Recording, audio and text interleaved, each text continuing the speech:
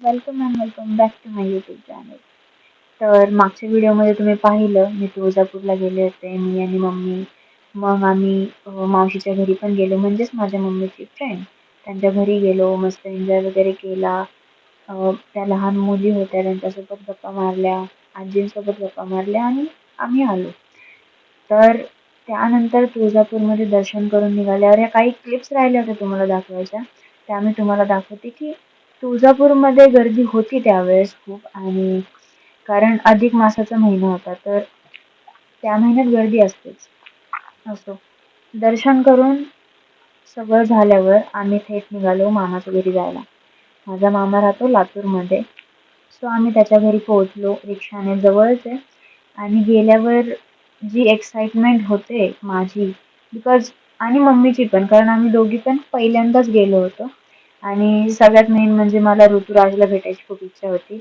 म्हणजे मी last time गावाला गेले होते तेव्हा आई बाबाच्या घरी होते, तर तिथे त्यांना भेटले. आणि त्यानंतर तेव्हा तो खूप लहान होता. त्यानंतर मग इथे आलो आम्ही. तर मी जास्त एक्सायटेड होते की तो मोठा झालाय, तो मला ओळखेल की नाही. तुम्ही ऐका आता मी त्याला काय बोलते ते. ओळखलं मला? ऋतू इकडे. मला ओळखलं तू? आ?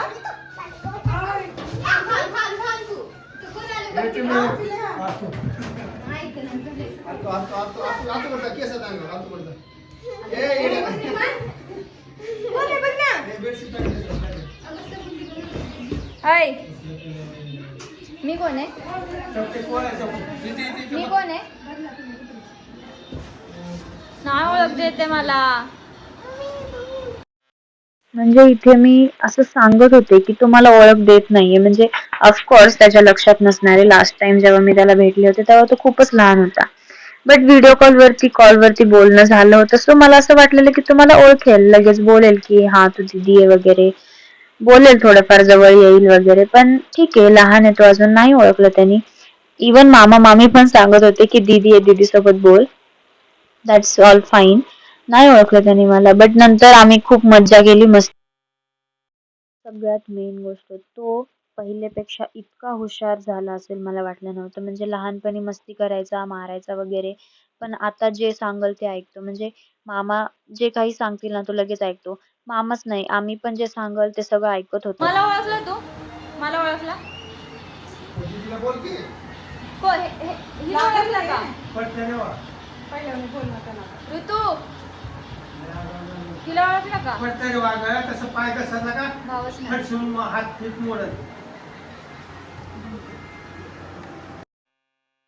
आणि त्यानंतर निघायच्या टायमाला आम्ही व्हिडिओ शूट केला नाही, बिकॉज बोलता बोलता गप्पा मारता मारता तसंच निघालो. त्या टायमाला पण लक्षात नाही राहिलं. आणि नंतर आम्ही आलो घरी. आल्यानंतर दारासमोर कुत्रा आलेला, आई बोलली तसंच नाही जाऊ द्यायचं, आणि ती गोष्ट मला आवडली. तर मी बोलले की मी स्वतःहून देते, पण मी त्याला जवळ नाही गेले, बिकॉज लांबूनच तो थोडासा गुरकत होता, त्यामुळे मी त्याच्या जवळ गेले नाही. मीच घाबरले, बिकॉज ओळख नाहीये गावाकडची. लिटरली तो माझ्याकडे असं भुकत भुकत येत होता, त्यामुळे मी लांब गेले चपाती देऊन. नाहीतर मी असं घाबरत नाही स्ट्रे डॉग्सला वगैरे, आय लव्ह देम. तर मग तो खात नव्हता. मग नंतर बाबा आले, लाईक बाबाला माहिती आहे ना गावाकडची कशी असतात वगैरे जनावरं. मग बाबांनी दिली त्याला चपाती आणि त्याने ती खाल्ली. ठीक आहे, त्यांनी खाल्ली माझ्या हातून नाही तर बाबाच्या हातून. पण मला असं वाटत होतं की मी त्याला खाऊ घालावं, म्हणजे एक छान व्हिडिओ मिळाला असता मला. That's okay. म्हणजे मी घाबरत होते, बिकॉज तो भुकत होता, गुरकत होता, त्यामुळे. रात्री मला त्रास व्हायला लागला, दिवसभर उन्हामध्ये फिरलेलं वगैरे, डिहायड्रेशन झाल्यामुळे. मला सहन होत नाही गावाकडचं वातावरण. तर आई बोलली होती की राख जी असते त्याला थोडंसं ओलं कर, ते पायाला लाव, आणि जर सुकलं तर परत त्यावरती पाणी लाव, जेणेकरून पायाला थंड वाटेल. आणि ते खरंच इफेक्ट झालं मला, म्हणजे छान वाटलं मला, ते थंड वाटलं ते लावल्यावर. मग तसं मम्मीने ते लावलं माझ्या पायाला, लावून ठेवलं बराच वेळ, थंड वाटलं. आणि मला हे खरंच सहन होत नाही, मला खूप जास्त त्रास होतो उन्हाचा. तर मग ते मम्मीला समजलं, मम्मीने काळजी वगैरे घेतली. आणि मम्मीने ते लगेच लावलं मला, त्यामध्ये वेळ नाही घालवला. आणि मला ते लावून झाल्यानंतर मी ठेवलं ते एक 10 मिनिटं ठेवायचं ते, म्हणजे थंड बरं वाटतं. तुम्हालाही होत असेल तर एकदा ट्राय करा आणि रिझल्ट काय ते मला सांगा, बिकॉज खूप इफेक्टिव्ह आहे हे. घरी आल्यावर दुसऱ्या दिवशी निघायच्या आदल्या दिवशी आम्ही हे करायचं ठरवलेलं. अधिक मासमध्ये आईची ओटी भरतात, तर मम्मी आणि मी येताना सगळं सामान घेऊन आलो होतो. साडी वगैरे, बांगड्या, मेहंदी, जे काही सामान असतं ओटी भरायचं, तांदूळ वगैरे, ते सगळं आम्ही घेऊन आलो होतो. तर निघायच्या आदल्या दिवशी मम्मीनी सांगितलं मला, की आपण करूयात, म्हणजे 1 दिवस आधीच करू, निवांत जाता येईल. पण दुसऱ्या दिवशी आम्ही काही थांबलो नाही, बिकॉज घाई-गडबडीमध्ये जरा काम होतं, तर आम्हाला लवकर निघावं लागलं. त्यामुळे त्याच दिवशी आम्ही केलं आणि त्याच दिवशी निघालो. तर इथे बाबांनाही मग मम्मी बोलली माझी, की आईंची आपण ओटी भरतोय, तर मग बाबासाठी पण मी घेऊन जाते, की म्हणजे तिची इच्छा होत होती, की बाबांना पण करावं. तर असं काही नाहीये, बाबांना या महिन्यामध्ये करायचं वगैरे, पण तिची इच्छा होती, तर तिने बाबांसाठी आणलं. तर तिने बाबांना पण कपडे केले. आधी बाबांना कपडे केले आणि नंतर मग आईची ओटी भरली.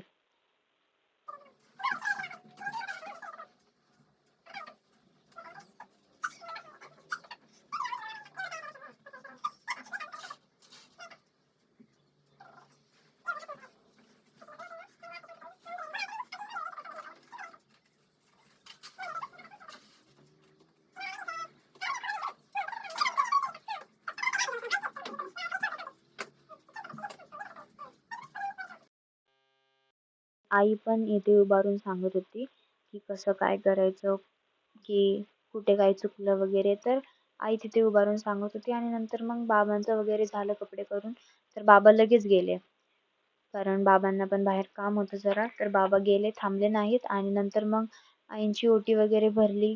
ते सगळं झालं. पाय धुतले, हळदी-कुंकू लावलं, साडी ठेवली, तांदूळ ओटीमध्ये घातले, नारळ दिलं, गजरा, मेहंदी, सगळं मेकअपचं सामान वगैरे जे काही असतं ओटीचं सामान, ते सगळं सामान दिलं. ओटी भरली छानपैकी. सगळं छान झालं.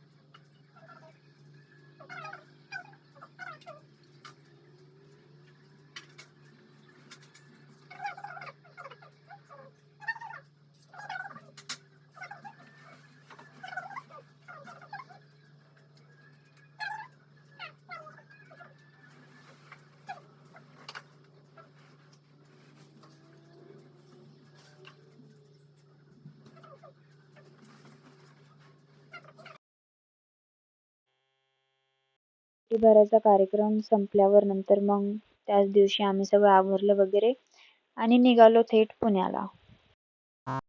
तर पुण्याला आल्यावर मी पण लगेच मम्मीची ओटी भरली, कारण अधिक मास हा संपत आला होता.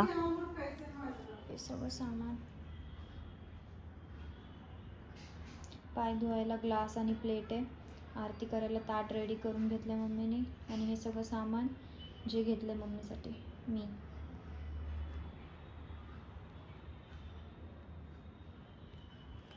Okay, so all set. Guys tripod नाही आहे म्हणून ही सगळी झंझट होतात. तिकडं कॅमेरा सेट केलेला हा बघा, त्या कूलरवरती मी कॅमेरा सेट केला होता, खाली उशी ठेवली होती फोन पडू नये म्हणून.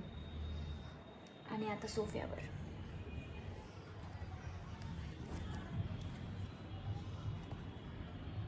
इथं तिथं नाही होत.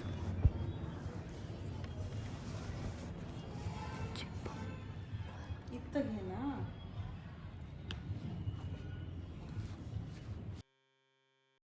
देखा गाईज, म्हणजे मी खूप ट्राय करत होते, बट कॅमेरा सेटच होत नव्हता. तर फायनली कुठेतरी ॲडजस्ट करून कूलर अलीकडे घेतलं, मग तिथे खाली उशी ठेवली, मग तिथे जिथे आईस क्यूब टाकतात तिथे मी कॅमेरा ठेवला, म्हणजेच माझा फोन ठेवला, आणि तिथे फायनली मला जागा मिळाली. आणि मग फायनल केला हा स्पॉट, की इथेच फोन ठेवून शूट करता येईल.